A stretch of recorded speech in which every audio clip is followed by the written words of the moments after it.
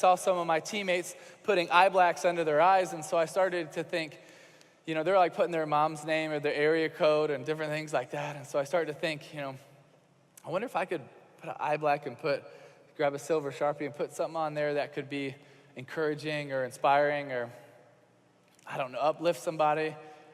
I started to think, well, what should I put? And I started to think, well, God bless. And I was like, I don't know. And then I thought of Philippians 4:13.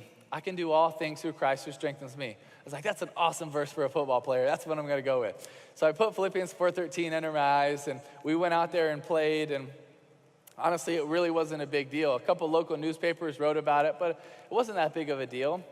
But I kept wearing it under my eyes every single week, and as most of you know, fans in the SEC, you're extremely passionate about your teams, and so the next couple of weeks, they start selling it at the Gator bookstore, on the sides of the street. They're selling Philippians 4:13, and like I'm seeing fans, and they're like, all right, go Gators, Philippians 4:13. I'm like, you don't even know what that means. I actually had one guy come up to me, his name was Phil, and he said, did you put that under your eyes for me? No, what does the 4:13 mean?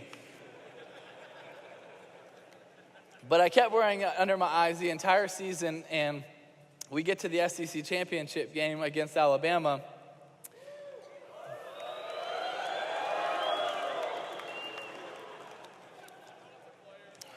Calm down. And we're getting ready to run out of the tunnel. And as a football player, so often it is really tunnel vision. It's the next thing, the next thing, the next thing. You can't afford to step back and look at the big picture because you can just lose focus. So many times it's just locked in to the next thing we have to do. Well, at this moment, I really felt like God was putting out of my heart to change the verse. I was like, really, right now? But I kind of stepped back for a second and realized that if we won, we'd be playing in the national championship. And that would be maybe the biggest stage that I would ever get to change the verse and put something meaningful on there. So we were blessed to win. In the next 6 weeks leading up to the national championship game, I was contemplating, really agonizing over what verse I was going to go with. But God kept bringing it to my heart and my head, John 3:16. Because as a Christian, that's the essence of our Christianity. It's the essence of our hope. For God so loved the world, he gave his only begotten Son, that whosoever believes in him will not perish, but have everlasting life. That's what we believe in as Christians. So I decided that's the verse I'm going to go with.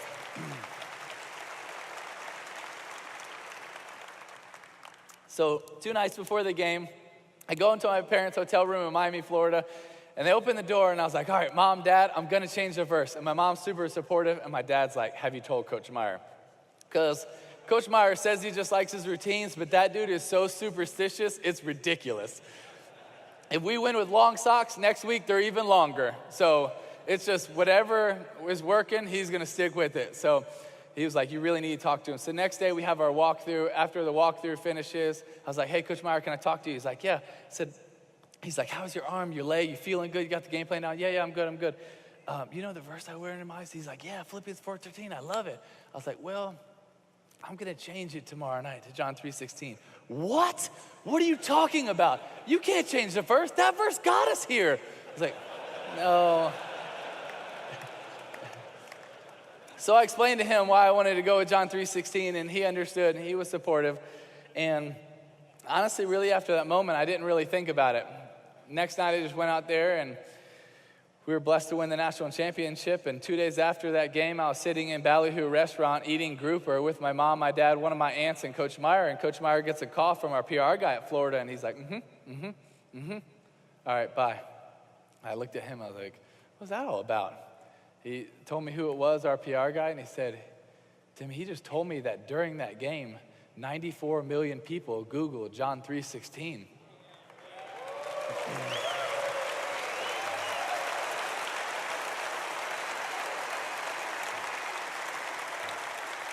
And honestly, my first thought was, how the heck do 94 million people not know John 3:16? It's like it's Sunday school, bro. That's the first thing you hear. But it was just so humbling for me sitting in that restaurant thinking about how big the God that we serve really is.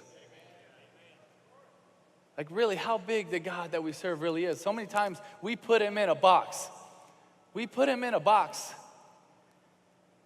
But no, the God that loves us, the God that created us, the God that has a plan for us, the God that wrote a poem about your life, he is a big God that wants to do amazing things. And when we just turn around and say, hey, here, God, might not feel like a lot. Guess what? He can perform miracles. He can do amazing things. And I really believe the God that we serve wants to do amazing things in us and through us. What was really cool about that game is it was on January 8th of 2009. Well, exactly 3 years later, January 8th, 2012, exactly 3 years later to the day, we just happened to be playing the Pittsburgh Steelers in the first round of the playoffs. I didn't think of John 3:16 one time, so I can't take credit for it. I had nothing to do with it. I just went out there and tried to do anything I could to try to win a playoff game, and we were blessed to win this crazy game in overtime. And after the game, when we were done celebrating, I changed really quick, and I was going down the hall to do my press conference, and I was really looking forward to it because I love talking to the media. And so I was getting ready to turn left and go into these curtains to talk to the media, and Patrick, our PR guy, steps in front of me. He says, Timmy, did you realize what happened? And I was like, yeah, we just beat the Steelers. We're going to play the Patriots. Like, let me do this. He was like, Timmy, did you realize what happened? I could tell he was being serious, so I was like, Patrick, what's up, man? He looks at me and says, Timmy, this is exactly 3 years from the time you put John 3:16 into your eyes. I was like, oh, really? That's awesome. That's really cool. He says, no, you don't realize. During the game, you threw for 316 yards. Your yards per rush were 3.16. Your yards per completion were 31.6. The time of possession was 31.06. And the ratings for the night were 31.6. And during the game, 90 million people Googled John 3:16, and it's the number one thing on all social media right now.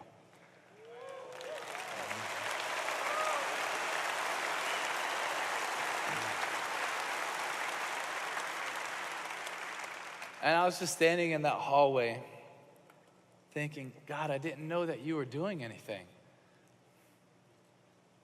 Like, I thought that was like 3 years ago. But it's amazing how big the God is that we serve. He took something that I did 3.5 years ago to make a decision to put Philippians 4:13 and then change it for one game. But I thought, hey, this is really cool. We impacted some people, but it's done. But no, God has an awesome plan. He has an awesome plan, and you might not even see what he's doing. You might not even know how he's working. But the amazing thing is when we step out and we show a little courage, we step out and we show a little boldness, what God can do with it in our lives, through our lives. But he's a big God. He's a big God, and he can perform miracles. He can perform miracles. I really believe that he wants to. You have to understand, the God of this universe loves you so much that he sent his son to die for you. If he loves you that much, is he not going to want to fight for you? Is he not going to want to fight with you? Is he not going to want to come through for you? Now, that doesn't mean that life is going to be easy. It's not. But it means that it's going to be worth it.